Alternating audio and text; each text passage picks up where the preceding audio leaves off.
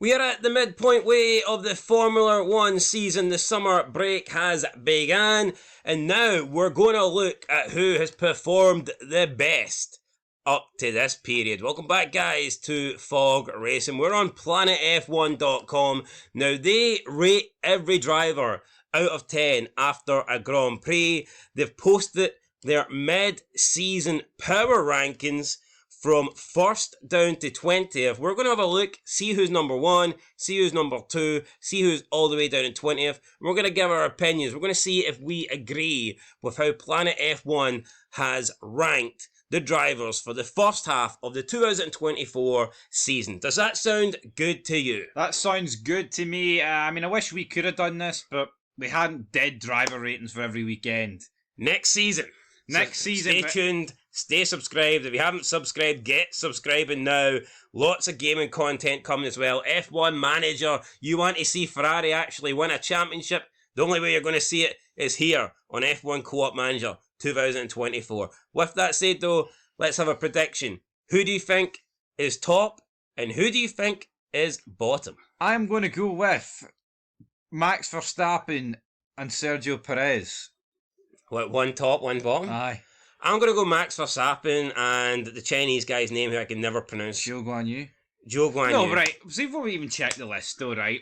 I don't understand this misconception of he's in the worst car, same with Sargent. They're in cars that are awful. Yeah, they get smoked by their teammates, right? I get it. But we're talking about Sergio Perez, a guy that, is it the fastest car right now? Probably not. Is it easily second, third fastest? Yes. Well, it doesn't matter. When it was the fastest car, he was still doing shit, so let's not make excuses. I know, but I've seen people, right, with their driver ratings, Perez finishes 8th or 7th, and they're giving him a 6 or a 5. No, that's just not fucking good enough. No. I don't want, to me, it's you've got to rate someone in, you've got to base what car they're in. It's when Alonso finishes 8th, right, he's finished best of the rest. But it's still Fernando Alonso, so you can't really give him a 10 for it. Yeah. But anyway, yeah, rant aside, let's see. I'm intrigued here. Right, let's go. You're going for Verstappen and Perez. I'm going for Verstappen and Zhou. Well, I'm convinced it won't be Perez, but I'm just going for it. You think it should be? Scene. Yeah, it should be. Right, let's get rid of this wee ad here. We don't want ads. We don't like ads. Let's go. Power rankings. First, we'll go do so. Top 3. Max Verstappen is first place. He's got an average of 8.54 and he got an 8 rating in the last race when he came from 11th through to 4th. Yeah, we agree Max should be first. That's a high rating, to be honest. Very, very consistent that he's averaging at 8.54. So, yeah, do you agree with that? Probably. Yes, I agree with that. Verstappen, his damage limitations, even when the car's not the fastest, again, Belgium pull the gap on Norris and the drivers. Agreed. Second place, we have Lando Norris, 8.29 average rating. Last race brought him down a little bit at 5.5. Had he got an 8, would that put him in front of Verstappen? I mean, possibly. What I would say is I think Norris has been really good this season up until the last race. I know he's had some races where he hasn't taken full advantage, but I think a lot of those times it's been the McLaren team rather than Norris. But I do believe that in Belgium he was disappointing. He was. He's got to make the second half of the season count. 5.5 is definitely fair for that. Yeah, up next we have Oscar Piastri in third place with an average of 8.14. He got a 9 in the last race. Very good rating. I think Piastri's performed this season. I thought he was overrated coming into 2024, but I can definitely see now why people think this guy is the real deal. Yeah, he's good, man. Over the last 5 races, I believe, he's outscored Ferrari and Red Bull by himself. I mean, that's quite impressive. That is very impressive, but it might say more about Sergio Perez than it says about anything else. Fourth place, we have Charles Leclerc, who's coming in at 8. I'm actually shocked at this. I think a couple of races ago, he was in a rut where he was qualifying in Q1 and Q2, not getting points. I think he's had a lot of great drives this season. He's won, he's had poles, but he's had a lot of bad ones as well. Yeah, so I'm actually surprised at that. Yeah, apparently though, Planet F1 gave him a run of 6 8.5 scores in a row. So I mean that's probably why he's got an 8. Lewis Hamilton, 7.86 in 5th place. Last race he got a 9.5. I mean, pretty close to a 10 there. I mean, would he have got a 10 if he won the race outright and didn't rely on a disqualification? Absolutely, I'd give him possibly. a 10. So. Carlos Sainz in 6th place with a 7.69. George Russell in 7th place with a 7.64. So far, the top 7 drivers have been in the top 4 teams. Do you think this is like a biased list? Do you think people, the Planet F1, are they like, is the rating skewed, or are they just... No, I think of course it is. It's or like... do you think that, or do you just think the top 7 drivers this season tend to be in the best teams, and that's why they're there? I get that. I totally do, but, they're expected to finish where they are. Alright, well, who do you expect to be next then?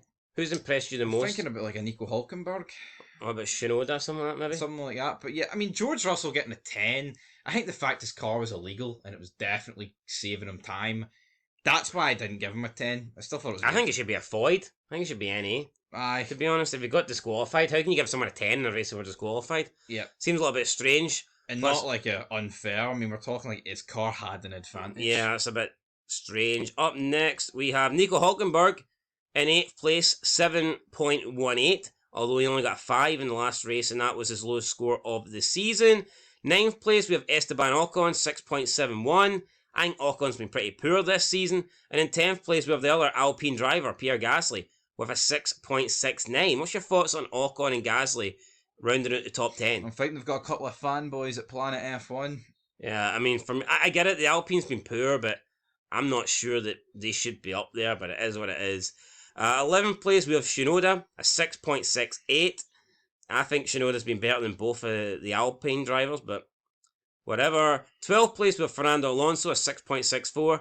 I don't think I can really disagree with that. I think Alonso's been really poor this season. Or at least he's been below his, high standards. 13th place, we have Danny Ricciardo, a 6.5. But right. Yep. Albon up next, a 6.21. Albon, I think, hasn't really done much. I mean, the last couple of years, I think he's been really impressive. He's going to be made to look good, though, just based off what Sargent's doing. This year, he's kind of just fell under the radar. Has the Williams car, do you think, went back a little bit this year? It has. I think Sainz will smoke him, though. Probably will. Up next, we have Lance Stroll in joint 14th place, 6.21. Look who he's joint with. We have, he was joint with Albon. Oh, sorry, up next. We have Zhou with 5.92 rating in 16th. Perez is up next, joint 17th with a 5.79. He got a 4 for Belgium. Do you agree? Is that the rating that you think he should be getting? Because I feel like if we gave him that rating, people would be complaining, saying, why are you giving the Mexican a 4? I think he probably should have had lower, but I'm looking, how's Sergio Perez had a better season than like a Kevin Magnussen? Not too sure. That means there's only 2 drivers left. I believe, he's joint with Kevin Magnussen, 5.79. Valtteri Bottas in 19th place with a 5.61. I think that's a disgrace, by the way, that Bottas is that low. By the way, last place we've got Logan Sargent with a 5.12. Right, I've no complaint with Logan Sargent being last because I don't think he should be on the grid. But you want to take an issue with Bottas 19th. You don't think that's right? Yeah, I think Bottas has actually overperformed in the car. That car's awful. I'm surprised that Bottas is behind Joe. Yeah. You can say that Bottas has got experience. To me, they're in the same car. Bottas has performed a lot better. Surely he should have a higher average rating. All I'm going to say is, is there a driver on the grid that would actually do a worse job than Perez in the Red Bull?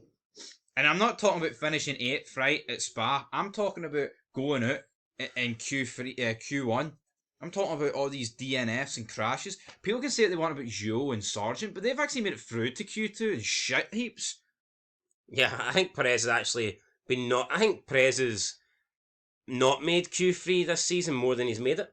Yeah. So that's diabolical. No, it is. So there you go, guys. That's the PlanetF1.com ratings. Let us know your thoughts down below. Do you agree with them? I don't think so. I think there's a few people that are too high, like the Alpine drivers, and then I think there's people that are very low down the bottom. So yeah, anyway, that's it. Let us know what you think down below. We'll catch you in the next one. Till then, peace.